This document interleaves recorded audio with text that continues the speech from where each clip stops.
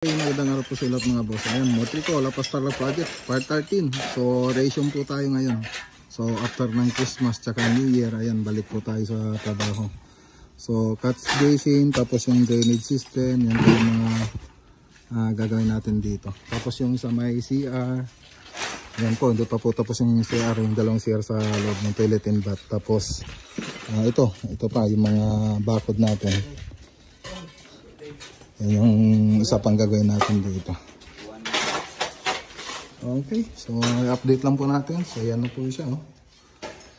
Pag napailaw po natin to, mas maganda na naman. So ito pa yung susunod na po natin na gagawin.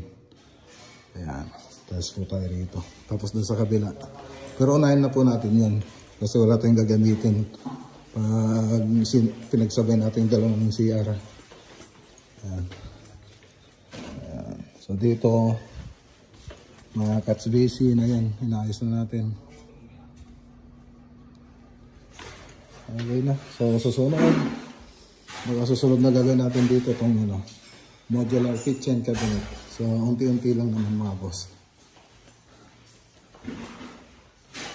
Alright.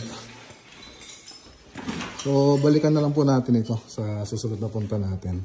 So in-update ko lang po kayo na reason po tayo ngayong araw. Alright.